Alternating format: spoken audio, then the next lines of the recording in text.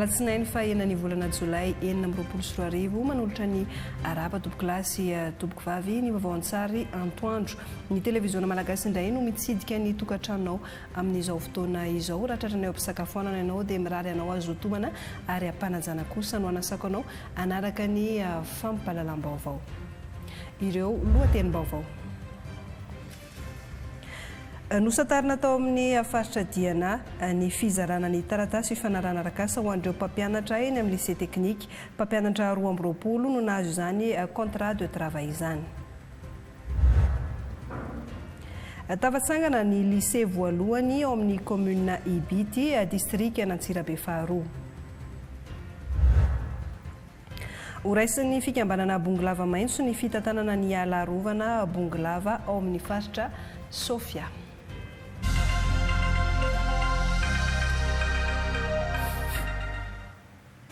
Ny lafom-baovao mandidina ny fanabeazana andeha anokafantsika ny vaovao an-tsary atoandro amin'izao fotoana izao alatsinainy 9 jolay ny nanomboka androany alatsinainy 9 jolay ny fanadinana BEPC sy ny BEP mandritra ny 4 andro no hiatrika izany fanadinam-panjakana faharoa izany ireo mpiadina rehetra manerana ny Madagasikara tetsy amin'ny LMA Pefolo no niatrika izany fanombohan'ny fanadinana BEPC izany ny ministra ny fanabeazam-pirenena ary nanaraka anazy ihany koa Aurélia Rafringa sy Roger Randriamanalina.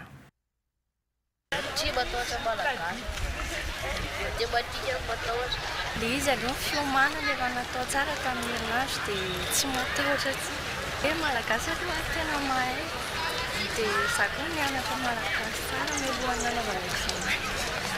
Dia inona ny matiera tena mba hoe mba mampatahotra zany tena mampatahotra zany histoire. Efa vonivonina ihany izy efa ela ny hiomana dia tonga ty ilay fotoana dia atao tsara rehefa. Ny taranja malagasy toy ny mahazatra no nisantarana ny lazaadina BEPC teto amin'ny fitoeram-panadinana lycée moderne Ampefolono nahitana mpiadina betsaka indrindra manerana ny Madagasikara niaraka tamin'ireo foibem-panadinana Zanatsampana Mahamasina Est sy Antanimbarinandrina izay mahatratratra any amin'ny 1,770 amin'ireo mpiadina 5,700 sy 7,400 sy 3 hetsy. Amin'ny ankapobeny nahitana fiakarana ny tany mpiadina BEPC manerana nosy tamin'ny titona 2024 ity. Akatrateo amin'ny 7,770 isanjato ny fiakarana tamin'ity. Zany moa dia misy ilay politika ny ministera ny fanabeazam-pirenena ilay fampisakafoanana mpianatra any an-tsekoly. Nametraka fanovana lehibe teo amin'ny fonosany lazaadina ny ministera ny fanabeazam-pirenena mba hisorohana ny fiparitahana mialoha. Misy fanovana lehibe tokoa niraisin'ny ministera eto anivon'ny fanabeazam-pirenena tamin'ity taona ity ny amin'ny famonosana sobika izay misy ny logo amena ary misy ihany koa ny soratra hoe examen BEPC 2024 raha nanokatra sujet ihany koa tsika teo dia nahita fa misy fiovana koa tao anatin'ireny valopy kely reny dia ny enveloppe inviolable zay nanampidirana sujet. Nanome toromarika ireo mpiadina Ramatoa ministra ny fanabeazam-pirenena nandritra ny déballage na ny fanokafana ireo fonosana misy ny lazaadina. Ny fanaovana famerenana isanandro mba tsy ho azo pakapana ihany koa zany amin'ny fakatahaka na ny sopapa hita eny amin'ny tambazotra rehetrarehetra eny fa misy mantsy ny olona manakorotana sy manakotaba amin'ny alalany hoe misy ny fuitina sujet fa hatreto tompoko dia tsy misy izay fuitina sujet zay. Ny fanotrona teto ireo ministra telo mianadahy misahana ny fampianarana eto Madagasikara.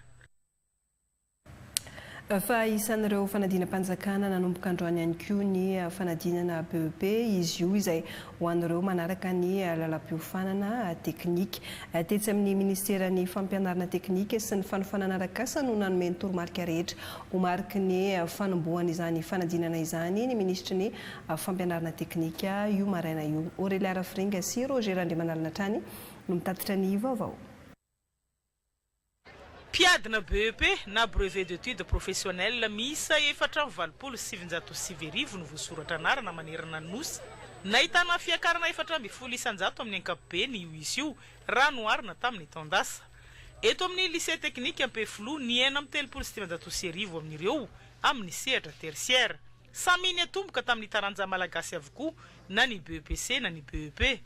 Mampiavaka azy, mitovy lenta amin'ny baccalauréat ny BEP eo amin'ny lafiny arakasa. BEP io zany rehefa afaka amin'io ny mpianatra dia afaka tonga dia miasa izy avy hatrany amin'ny sehatry ny asa ary ndronasa maro dia mitady ny olona manana ny BEP.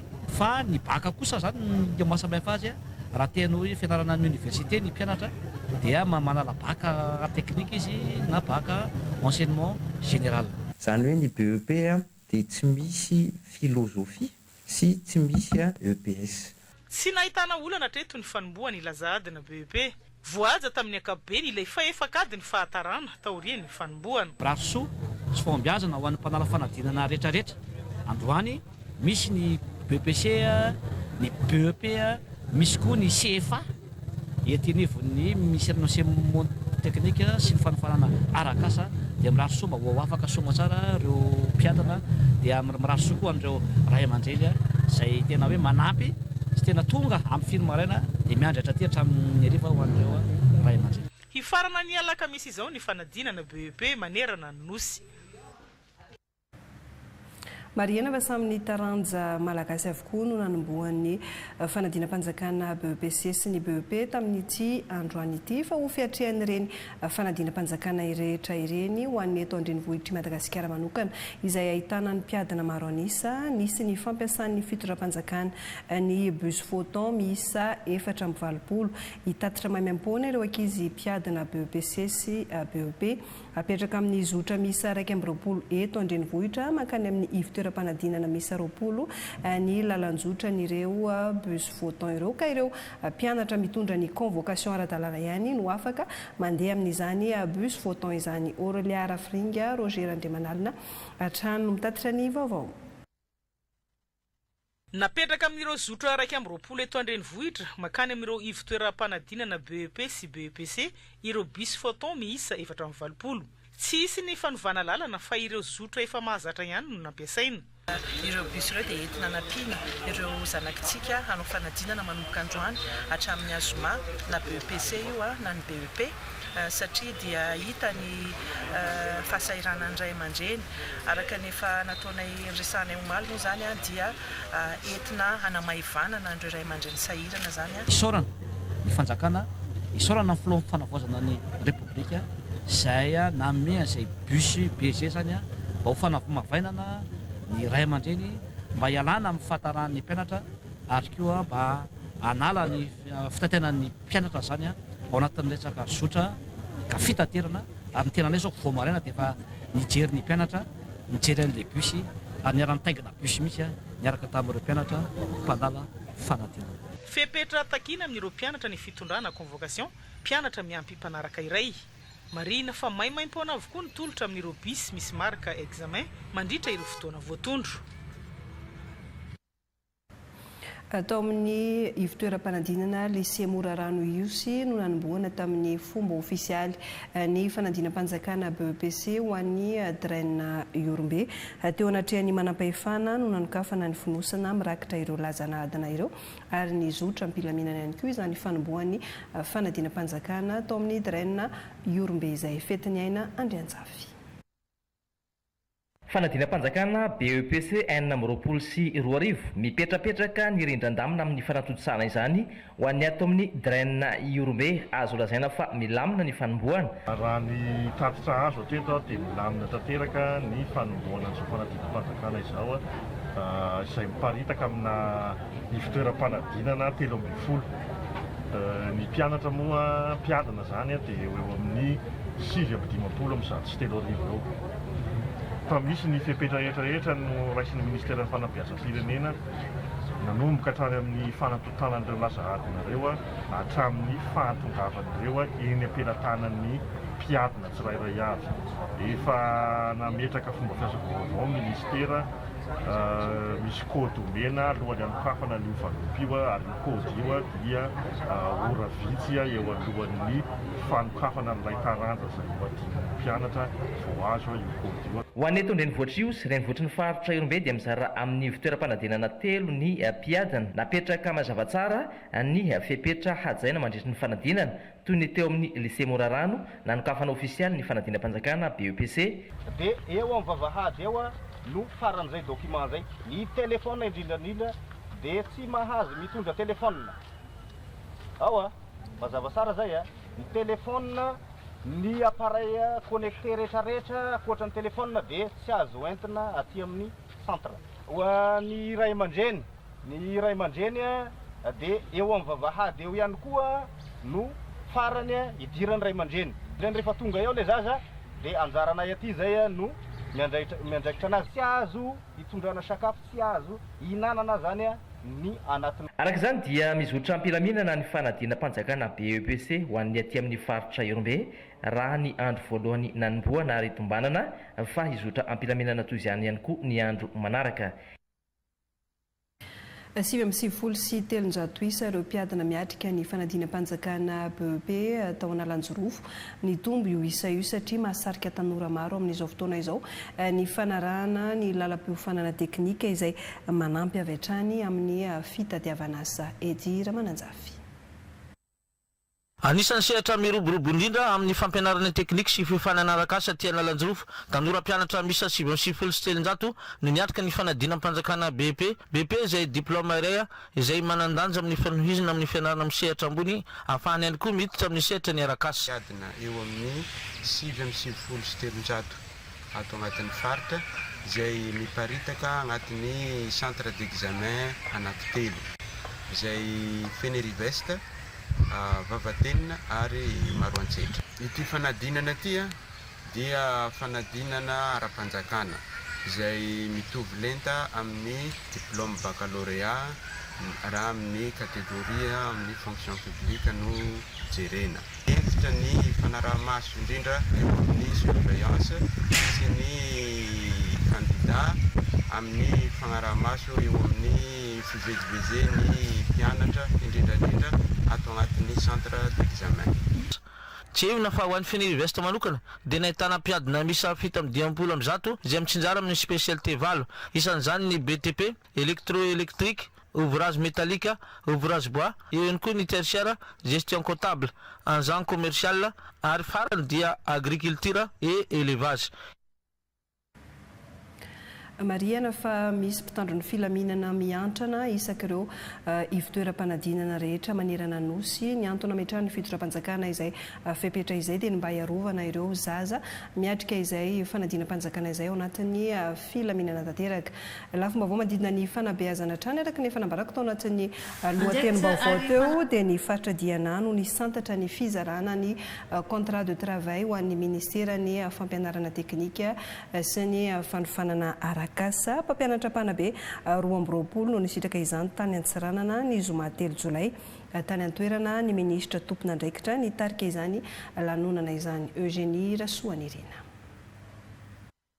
Andraikitra ary fanantenana ho an'ny hoavin'ny tanora malagasy ny fagnabeazana sy fanofanana arak'asa izay iray amin'ireo fototra lehibe amin'ny fampantsoana ny firenena hoy ny ministry ny fampianarana teknika sy ny fanofanana arak'asa taty Antsiranana raha nizara ireo tombotsoa maha-olombelona ho an'ireo mpampianatra 12 ho mpiasa-panjakana avy eo anivon'ny sekoly fampianarana teknika sy ny fanofanana arak'asa aty anivon'ny faritra Diana. Natao kariary, natao kapahibe maso niraka tamin'ny ihany koa napetraka ny critère dia tonga amin'izao hoe 250 no azo itatia Diana zany no niatoboana zany izay natorotro tamin'ny fomba ofisialy izay amin'ny alalan'ny fanjakana amin'ny alalan'ny filoha fanavaozana ny repoblika zany nanolorana ho mpiasa-panjakana ary mpampianatra izay misy 50 manerana ny Madagasikara. Fanovanana no ataontsika, fanavaozana no ataontsika, ny toe-tsaina mila miova. Ary zany fampianarana zany dia tokony ny olona ato anatin'ny mistera ny fampianarana ny mpampianatra tokony hanova ny toe-tsaina. Dia izay toe-tsaina izay no entsintsika. miova any amin'ny tsara metitsika idonanatya ministera tya izay mahatonga ny olona ityany to lasa mivoatra to lasa mandroso. Ankoatr'izay nanamafy ihany koa ny tenany fa asiana fagnatsarana ny foto-drafitrasa fampiofanana ahafana manatsara ny tolotra sy kalitao ny fiofanana atao eto Madagasikara ifandraika amin'ny tsenan'asa isamparitra ny zava-misy. Dia ohatsaraitsika izany efa orinasa maro sy mpiara-monina matoka maro no efa nanampy sy mbola nampy amin'ny fanaovana ny foto-drafitrasa na lycée technique io na centre de formation professionnelle io na ny fitaovana rehetra ao anatiny io ary ihany koa indrindrindrindra mba mifanaraka amin'ny zava-misy ao an-toerana no aopana ny fanofarana izay misy isaky ny faritra eto Madagasikara. Sambasamba nisy taty anivo ny faritra Diana raha teo anivo ny sekoly fampianarana teknika sy ny fanofanana arakasa ny fisian'ilay fanadinana valorisation des acquis par expérience dia natokana ho an'ireo olona feno 12 taona manana tsaikefa 5 taona mahery tamin'ny fagnanaovana asan-tagnana nefa tsy manana diplôme amin'izegny ka natao ho taranja pilote taty an-toerana ny resaka installation sanitaire. Fito miralay ireo notolorana ny certificat d'aptitude professionnelle momba izegny. Ara-bona tsara zegny hoe falifaly zegny ary certificat satria misy foana zegny anao mandeha mitana raiky aie magnambara fa ny maha-professionnel anao anjara ambanimbanian'io zegny le valera ny asan-tena taonanao lany 2 jours 3 jours magnano installation le raha agnatin'ny trano olo nefa valerana 10-15 000 miandreo nefa afin de compte le olo misy taratasy faindreo lafa amina million. Tanora manana fahalalana sy fahaiza-manao no tanjo ny fitondram-panjakana amin'ireo ezaka rehetra atao momba ny fiofanana maro samihafa mba ahazaka tena sy hanana fahaleovantena ara-bola no lara-pahamehana. Ao anatin'ny famerenana tanteraka ny mpianatra amin'ny kilasy famaranana hiatrika ny fanadinam-panjakana baccalauréat any amin'ny lycée Ampari Est ao amin'ny farim-piadidim-pampianarana Vangaindrano tanjona anamafisana ny famerenana toy izao ny anatsarana ny voka-panadinana raha somary ny ena izany ny taona 2024 eo ihany koa ny olana sedrainy lycée izay mpampianatra frama no mampiodina ny fampianarana rehetra. Boutchonnet Argent. Ny taona 2024 ny foronan'ny lycée Ampari Est izay mbola lycée communautaire tamin'izany fotoana izany. Ny volana oktobra 2024 nahazo fankatavana tamin'ny fanjakana amin'ny maha-sekolim-panjakana azy. Hatreto mbola ezaka ny ray aman-dreny amin'ny alalan'ny fefy na ahafahana nanangana ny antranotsekoly. Raha 30 nanokatra azy efa manodidina ny 100 ny mpianatra ankehitriny. Tsy lasaka ny 20 isan-jato ny tapa-hafana baccalauréat ho an'ny efa tao lasa fa ny olana dia nisy fampiny am-pampianatra izay mbola mpampianatra frama avokoa ny akamaroany ka lasa vesatra ho an'ny ray aman-dreny. Efa tsy nandefa candidat baka zay dia sy mbola lasaky ny 50% zany ny résultat na baka nanomboka tamin'izay fotoana izay 68 magnodidina manomboka 68 tamin'ny farany teo moa izy dia eo amin'ny 50% zany ny voka-panadinanay tamin'ny 2025 farany teo. Ny antony moa mpampianatry valo no mampianatra indreo dia ny enina amin'io zany dia mbola velomin'ny suppléant manomboka tamin'ny sokafana dia sy mbola nisy recrutement na dia iray aza azonay taty amin'ny lycée Ampari Est. Sahirana zany mpampianatry ame fivelomana dia somary sy dia ara-dalàna loatra efa ampianara. Na eo reo dia manao ezaka ny ampanabe mampianatra andro aman'alina hanasarana ny voka-panadinana. Misy paikady nampetranay dia misy zany ny karazany hoe fampivondroana regny zaza regny sy alefa mody misy na sabosalala manao classement zany ny zaza aty an-dakilasy na hariva izao zany dia mampianatra. Vonina hiatrika ny fanadinana ary hifanenana amin'ireo mpianatra aty amin'ny renivohitra ny distrika ny kilasy famaranana eto amin'ity lycée ny Ampari Est ity. Mangataka ihany koa ny ray aman-dreny ny handraisana ho mpiasam-panjakana ireo mpanabe mba hanamevanana ny vesatry ny ray aman-dreny no hanatsara ihany koa ny tapa-hafana fanadinana. Ny zoma 3 jolay teo no notokanana sy natolotra tamin'ny fomba ofisialy ny lycée voalohany ao amin'ny commune ambanivohitry Ibity ao anatin'ny district Antsirabe faharoa. Ny lycée Manorosoa Ibity no anarana nampitondraina ny foto-drafitrasa izay vokatry ny fiara-miasa teo amin'ny commune sy ny orinasa mpamokatra simenitra any an-toerana Cadre Jonera Entso Rasoa ary Malala. no tanterahana ny zoma 3 jolay ny fitokanana ny lycée Manorosoa eto amin'ny commune Ambanivohitra lycée voalohany eto an-toeran'izy ity izay foto-drafitrasa vokatry ny fiarah-miasa eo amin'ny commune sy ny orinasa Alpha Simon. Ny antoko mantony commune ny matériaux de construction akoatran'ny ciment ihany zany ny antoko ny maçon sy ny tasero rehetrarehetra izay nanao an'io foto-drafitrasa izy. Tsy voalohany izao fandraisana andraikitra sy ny fiahiana ara-tsosialy ataon'ny orinasa mpamokatra simenitra eto Ibidy izao. Fanabeazana ny voalohany indrindra rena sy lova afaka apetraka amin'ireo taranaka faramandimby. Faly izahay na eno ireo kabary fandimby androany izay manantena fa hisy olomanga hivoaka eto amin'ity faritra Ibidy ity. Izay natonga anay niara-nientana fandimbona tamin'ny commune ahafahana nanao an'izao foto-drafitrasa izao. Sisy menitra ny ilaina rehetra zany tamin'ireo foto-drafitrasa ireo dia namena manokana.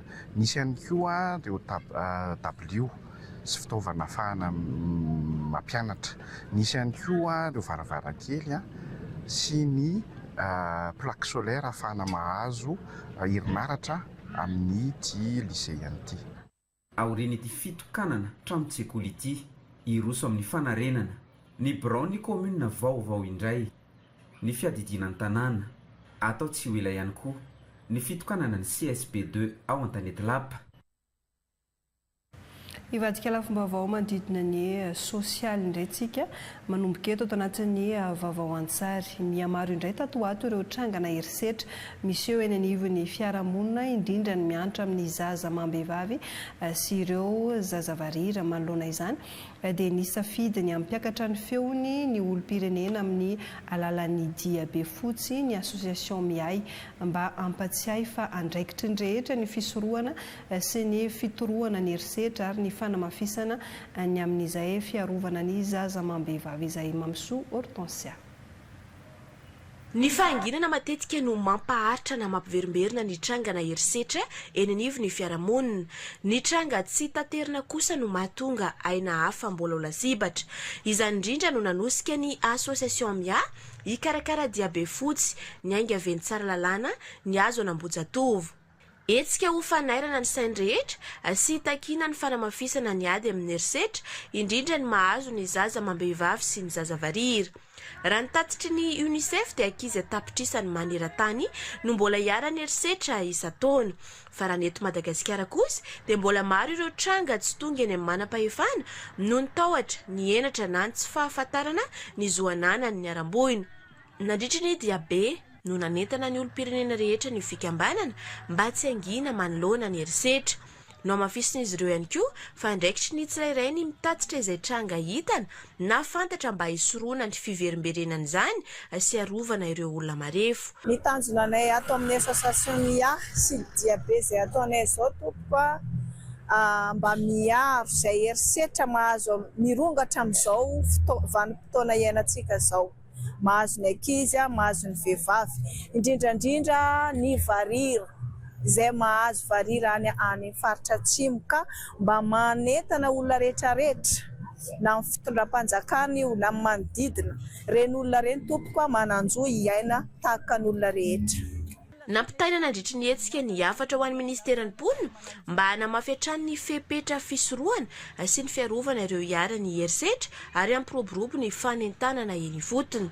Tamin'ny alalan'ity diabe fotsy ity ihany koa no nanehoan'ny association MIA fa tsy raharahany ny aram-boina irery ihany ny ady amin'ny herisetra fa didi ny fiarahamonina iray manontolo. Ampitsahatra ny kolotsain'ny fahanginana sy ampirisika ny fitorohana ireo trangana herisetra ary ananganana fiarahamonina ahafahany zaza sy ny vehivavy miaina ao anatin'ny filaminana sy ny fiarovana no tanjona. Ho mariky ny fahavonona ny Ray aman-dreny eo amin'ny distrikany Betioka Atsimo hiady amin'ny fampiasana zaza tsy ampy-taona ametraka rafitra hifampifehezana izy ireo ho arofanina raha ity fanadadiana hoentiny Sylvestre Nono ity. Mbola ahitana ity tranga fampiasana zaza tsy ampy-taona ity raha ny ato anivon'ny distrikany Betioka Atsimo izany no nisongadina teo amin'ireo izay nandray fitenenana. Androany Ray aman-dreny hajaina, androany andro natokana hiadiana amin'ity fampiasana jaja. Ino io fampiasana jaja helofa ifanjakanao zao. Tsy hoe lafa jaja le tsy ampiasay. Ampiasay ka jaja fa izao tsy fampiasana ay. Mitsinjaka ireo tolihany. Asany mahafalifaly azy, tsy mampitagny azy. Antragno ao reky. Mama usasaka fingatsika tia manasa finga wewe fa asany zay. Fa iasantika anazy tsy mety. Anakajaja fito tao ampiarahany aombey. Anakajaja fito tao ampiavagna ambaidoa. Tsy tia ty fanjakana mitikany io. Ampianaro anatika fa tsy ampiasay. Laha ampiasainao ampasakanao rano. Ampilainao hetay. Ampiarahanao ampoala. Utrubale wantibibia hangayarvi malaswa. Asanao andraikitsinao. Ampianaro jajao andakilasany fa tsy ampiasay.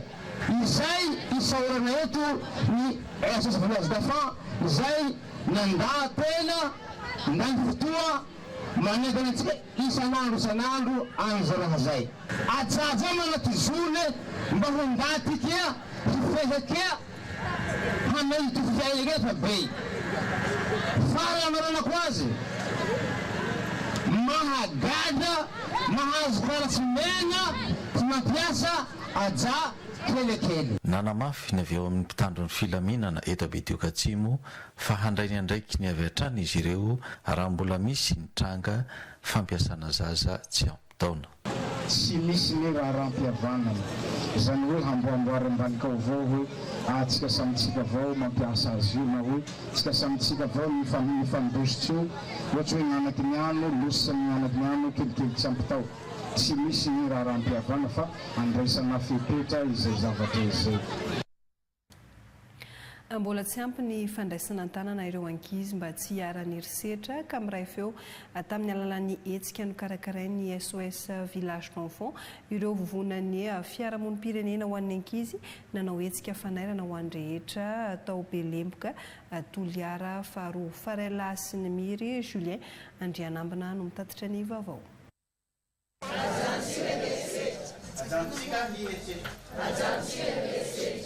Ny zazavoahary dia mandry fahalemana ka miray feo ireto mpiantsehatra mpiaro ny zony zaza manamafy ireo arifenitra tokony harahana mba hiarovana azy ireo amin'ny endrika fanararaotana rehetra. Andraikitra iombonana ny fiarovana ny ankizy. Matoa mbola misy ny trangany herisetra dia mbola tsy ampy zany ny ezaka atao na dia misy ara ny vokatra tsara efa hita. Tsy ampy ny fandraisana an-tanana na dia manao ezaka raha zao zany ny fiarahamonim-pirenena ireo ONG sy association manangana nyreny centre reny ho fandraisana an-tanana ny ankizy hiarany herisetra dia mbola azo raisinay hoe tsy ampy zany. Na ny resaka réinsertion dia mbola betsaka ny ankizy hiarany herisetra tsy misitraka an'izany noho ny tsy fahampiny enti-manana na dia maro ara ny ezaka ataony avy aty amin'ny fiarahamonim-pirenena. Zay zany no iantsoanay foana hoe mila firaisan-kina hitsangana ny zahay avy eo amin'ny plateforme société civile pour l'enfance zay tsy vitan'ny association anankiray dia mba hifarimbona ny association anankiray satria tsy misy manana ny ampy an'ity asa fiarovana ny ankizy ity. Ao anatiny iraka sahan'ny ministeran'ny ponina sy ny firaisan-kina ny fananganana tontolo azo antoka sy manaja ny zony ankizy. Raha misy tsangana herisetra mahazo raha ohatra zao albilos no resana dia afaka miantso isika zany laharana maintso 121 dia raha tsangana herisetra mahazo ny ankizy dia afaka miantso isika 147 efa misy mpiantsetra ara-sosiala zany afaka manjay an'izay laharana izay ary tazomina tsy ambaratelo ny antso tsika zay miantso zany ka manentana antsika zany tsy salasala hiantso an'izay laharana maintso zay. Teto amin'ny village scolaire afaka Belemboka Toliara ireo hetsika famaranana ny iray volan'ny ankizy no natao ity votoerana ity izay miahy ireo ankizy marefo manodidina ny 300. Iresaka vaovao mandidina ny tontolo iainana vetivetsika atao anatin'ny vaovao-an-tsary ny fikambanana Bongolava maitso no nahazo ny fitantanana vonjimaika ny ala rovana Bongolava taorian'ny atrikasa ny arahan'ny mpikambana rehetra ao anatin'ny COS Bongolava any amin'ny faritra Sofia natolotra sady novelabelarina nandritra ny atrikasa ireo drafi-pitantanana avy amin'ny fikambanana izay entina hitantanana ny alafady lany sy nasipantsina teo amin'ny filan-kevitra izany drafi-pitantanana izany ho marika ny fankataovana ny fitantanana ny fikambanana Bongolava maitso ny alarovana Bongolava Adrien Rasoulmiandroso Ibrahim Omar. Taoriana ny folo taogno ny tantanan'ny fikambanana Bongolava maitso ny faritra rovana Bongolava dia mitaky tomban'asa sy fagnatsarana andraikitra ny filan-kevitra eo anivon'ny faritra na ny COS Sofia izay miadidy ity alarovana ity. Misy ny tolo-kevitra vaovao izay noentin'ny mpitantana alarovana ity izay nolanigna sady nasimpanitsina teo anivon'ny COS. Dia agnisan'ny fanomezan-danjana zany tontolo iainana zany ny fagnarenana ny fitantanana ny alafady rehetra dia ao agnatin'izany ny alafady ny Bongolava. Misy ny plan de redressement zany hoe zany ny tetika fanajariana na fanatsarana ny fitantanana izay noentigny teo agnivon'ny COS. Atao hoe COS zany dia ataontsika hoe parlementaire ao agnatin'izany fitantanana alafady mahakasika ny Bongolava. Io zany no manapaka ino ny azo atao oviana ny anaovagna azy fa ny gestionnaire na ny mpitantana dia magnatanteraka fotsiny.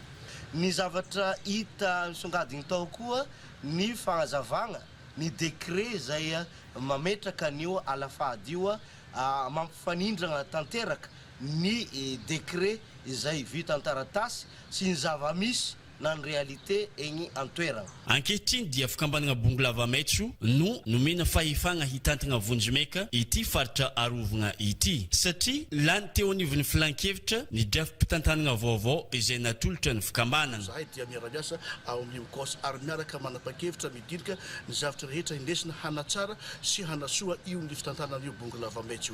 Eto dia mazava ny efatra ny ministera amin'ny situation izay misy ny Bongolava maitso zao dia natao zao le plan de redressement zao mba hafahany ny eo zay fampiarinasa manohy mandrapa hisiany ny décision na ataontsika hoe hevitra mifanohitra amin'izay zavatra zay. Raha tsy ivina dia isan'ny ala hanome crédit carbone eto Madagasikara ity alan'ny Bongolava ity izay antenena araka izany hitondra vokatsoa aty amin'ny faritra Sofia. Noho izany dia tompon'andraikitra feno amin'ny fagnaraha-mason'ny fitantanana ity alarovana ity ireo mpikambana izay mandrafitra COS Bongolava.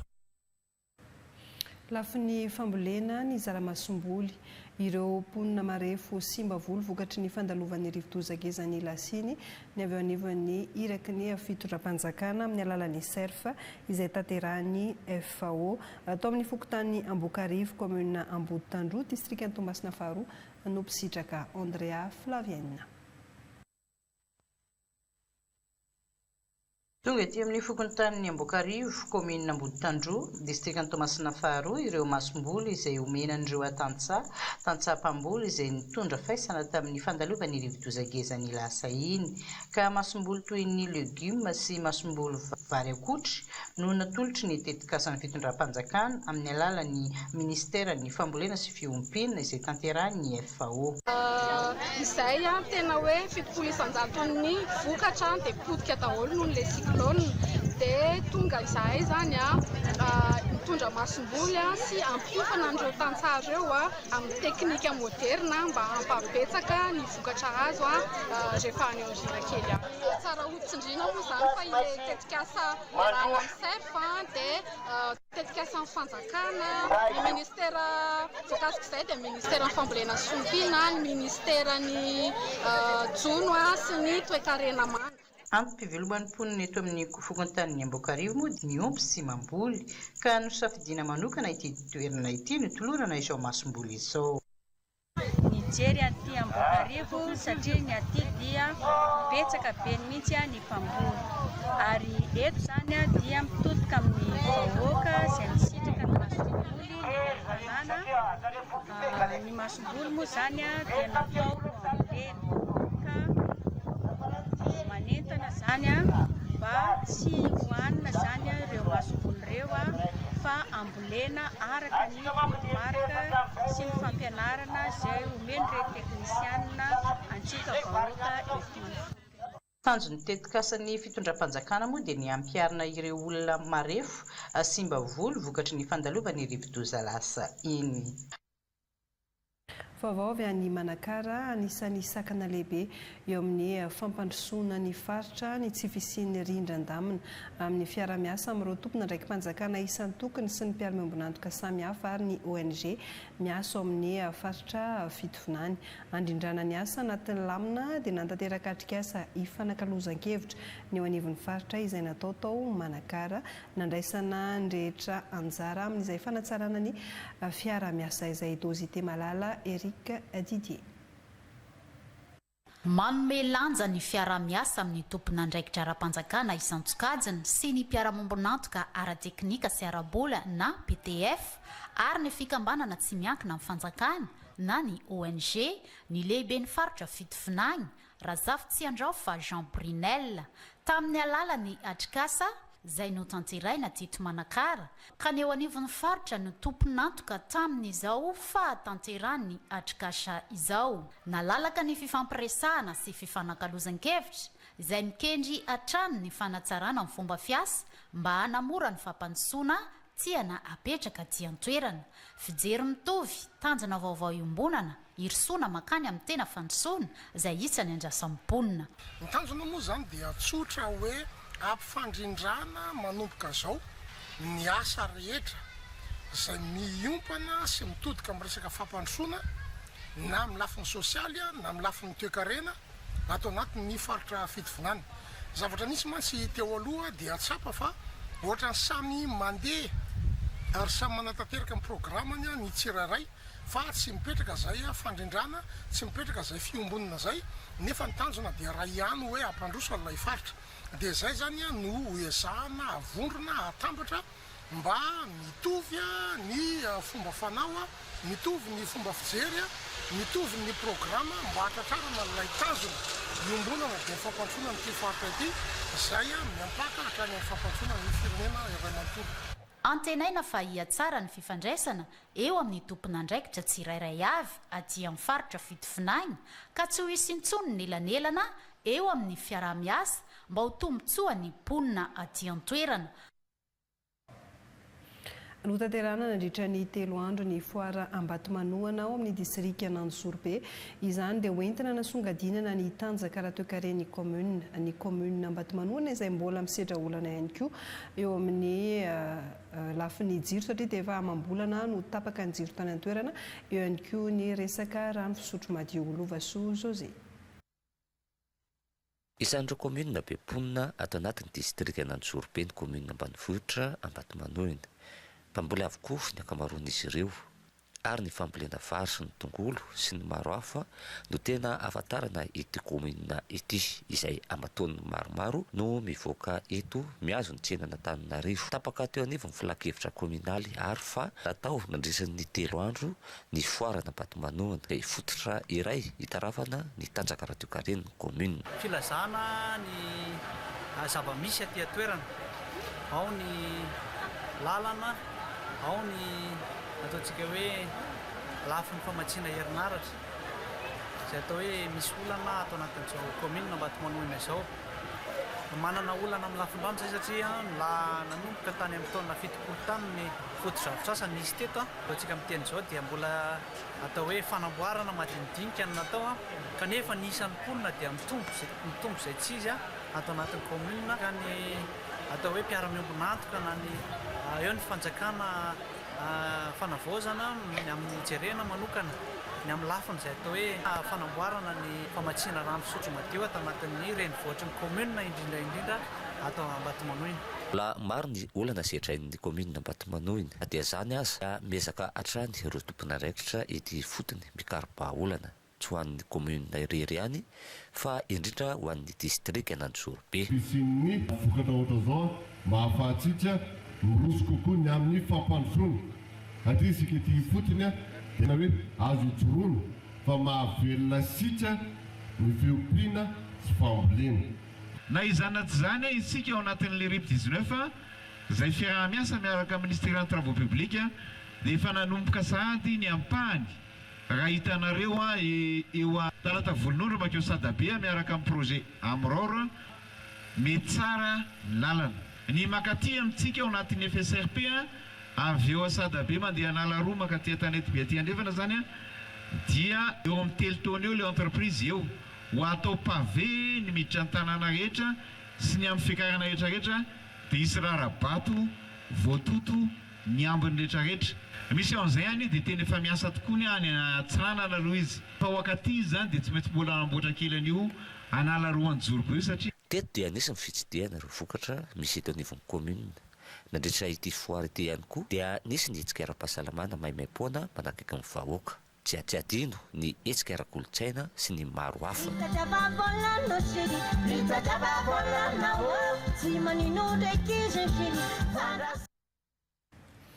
natomboka ny alakamisy roa jolay ny asa fanamboaran-dalana mandeha Ambilo ao amin'ny commune ambanivohitra Betsika Ambilo be ny faritra Dianano miantoka ny engin natanterahana izany asa izany Ramanandazala Oisa Judicael.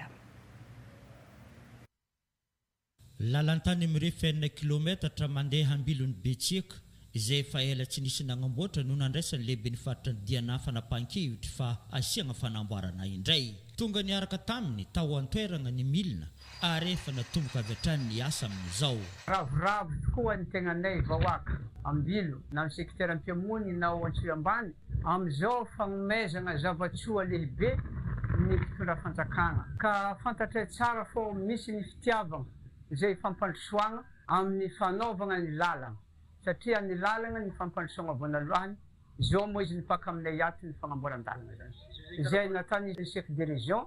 Mahatsapa izy reto fa manana ray aman-dreny mahavaovao olana ny fanagnana ny ty lehibe ny faritra Diana vaovao ity. Mankasitraka koa ny andriamatoa lehibe ny faritry Diana zay angovo sy vinahitana ty engin ty satria mbola voasambany taty Betsika ke engin fitondram-panjakana avaty ke ankasitrahanay zegny tegna ny ankasitrahana monsieur le chef de région. Ary ravoravo koa zay vahoaka jiaby eto agnivon'ny commune rurale ny Betsika satria tegna hita fa miezaka ary midigny fotony ny lehibe ny faritry Diana ary mikatsika ny fampandrosoagna ny vahoaka aty ifotony. Natao tokoa izao fanamboaran-dalana izao mba ahafahana magnaboaka ny vokatra agnatsarana ny fivezivezena isia ny fifandraisana malaky.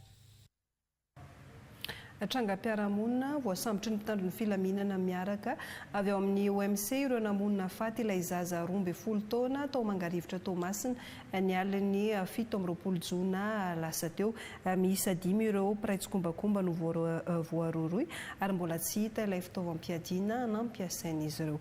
Romualda Rakotoarmanana. Natolotra ny fampanoavana ny zoma 3 jolay ireo olona 5 voaroaroy sy nandray anjara mivantana tamin'ny fandrobana sy famonona ilay zazavavy kely 12 taona tao Mangarivotra Atsimo Tomasina. Ny fanadihadiana nataon'ny mpitandron'ny filaminana telotonta ny OMC ahitana ny polisy, ny zandary ary miaramila nahafahana ny sambotra azy ireto. Manoloana ny trangana tsy fandriampahalemana izay niarahantsika naheno sy teto an-tampon-tanàna ny Tomasina dia tsy mandry andro tsy mandry alina ny mpitandron'ny filaminana ao anatin'izany ny polisy pirenena ny gendarmerie ary ny tafika eto tampon-tanàna ny Tomasina ary misy hetsika izay iarahan'ny telotonta atao ankehitriny. Ny 17 ny volana jona teo no nisy ny fanafiana teny Mangarivotra Atsimo ka nafatesana zaza tsy ampitaona 12 taona izay niarahantsika nahita iny zany le izy. Ny andro triny any dia tsy nipetraka ny polisy pirenena fa nitady ny tompon'andraikitra nanao an'izany asa ratsy zany ka ankehitriny zany dia misy olona 5 ho atolotra ny fitsarana androany manoloana n'iny fahafatesana zaza 12 taona iny. Raha ny fanadihadiana natao dia ny olona 2 amin'ireo 5 atolotra ireo dia nandray anjara mivantana tamin'iny asa ratsy iny. Mbola misy olona karoina makasika ity raharaha ity araka nambariny reto mpitandro filaminana hatrany. Misy anankiray kosa zay tena mbola eo am-pikaroana azy zay a ankehitriny a miaraka amin'ny fitaovana na ny arme de crime nanaovana ny fanafiana. Fantatra avokoa ny nandray anjara tao anatin'izany a fanafiana zany a ary efa eo am-pikaroana azy a zay ankehitriny. Manentana ny sian'ny fiaraha-miasa eo amin'ny vahoaka sy ny mpitandro ny filaminana ny talipahatry ny polisy-pirenena hametrahana ny fandriam-pahalemana maharitra ao Tomasina. Lafim-baovao ara-panatanjahantena dia ny taranja karate do no ndeha maranantsika ny vaovao an-tsary amin'izao atoandro izao manoloana ny fahataperan'ny feptom-piasan'ny filohan'ny federasion malagasy ny taranja karate do raha tefinana Remila dia nanangana komisiona manokana hitantana vonjomaika ny federasion ireo ligue paritra maro anisa eto anivon'ity rafitra ity anisany fivorimbe ny arahan'izy ireo teto Antananarivo izay nototosaina tetsy amin'ny lapanie kolotsaina sy ny fanatanjahantena Mahamasina. Fanampanazavana.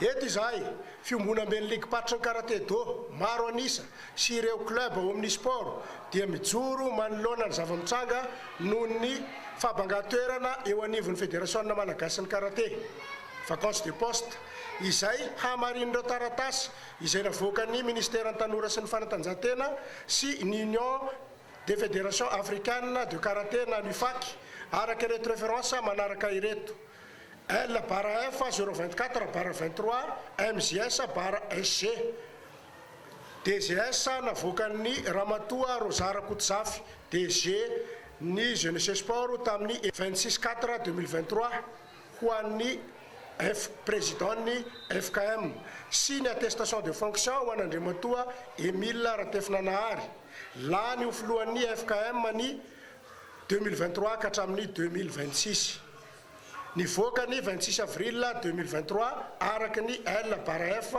025 barra 23 MJS SG barra DGS navoaka ny Madame Rosara Koutsafiane ary ny taratasy nalefa ny UFAC référence barra RD UFAC barra 018 barra 2023 tamin'ny 7 mai 2023 ireo rehetra ireo dia manambara mazava fa tapitra ny fotoam-piasan'ny federasion teo aloha izay tarihan'Andriamatoa Emile Ratefinanahary ka tsy ahafahany manao ny asan'ny mitantana ny federasion intsony zany hoe tsy manana ny légalité intsony izy.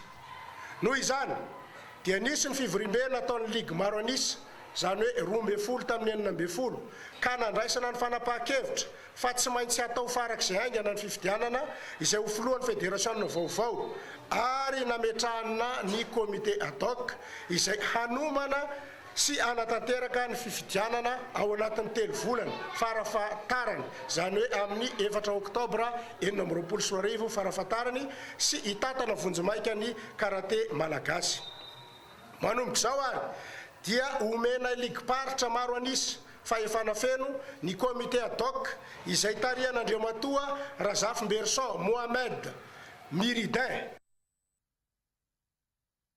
Totosan'ny farany herinandro teo teny amin'ny kianja mitafona koron-drano ny fiadiana ny tompon-daka ny section Navaradrano ho an'ny taranja karate do klioba sipikatroka maro no nandray anjara ary tanjona fifananana ny tarafana sahady ireo izay solitena ny section hiatrika ny fifananana eo anivon'ny ligue canton Nevarson tantely Andriambelo.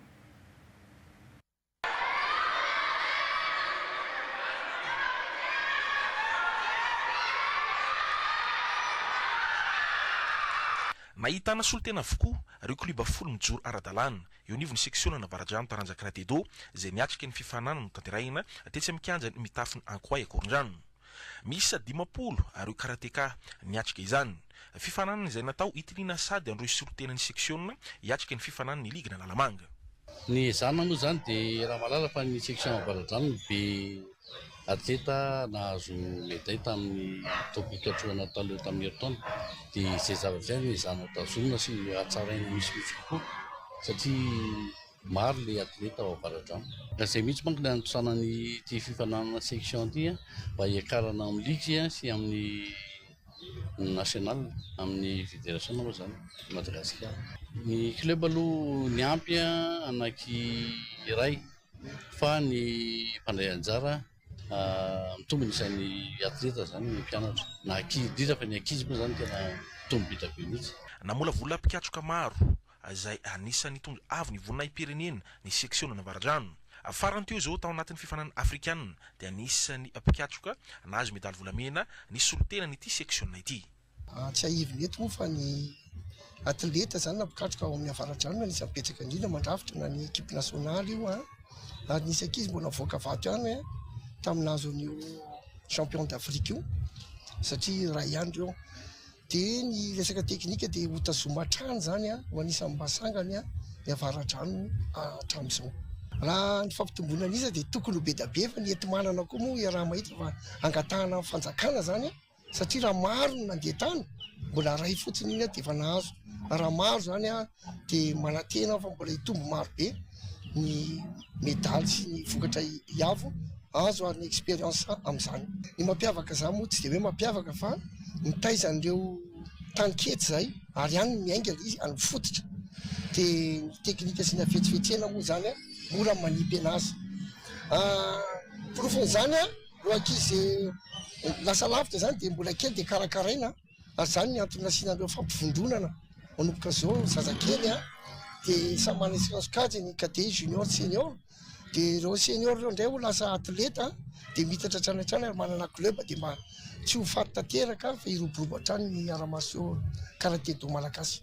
Tonga nany mivoninahitra izao fifanana ho an'ny seksiona avaradrano zao moa ny solombavam-bahoaka voafito ao anatin'ity distrika ity Andriamosa Avotra. Teo ihany koa ny filohan'ny federasiona malagasy ny karaté do ary ireo mpiara-miasa akaiky ny seksiona izay nahitana ny orinasa Vima sy ny Kotis Madagasikara. Tapitra ny vaovao an-tsary veloma mandra-piona ho amin'ny rahampitso indray tompoko lasy tompoko vavy veloma tompoko.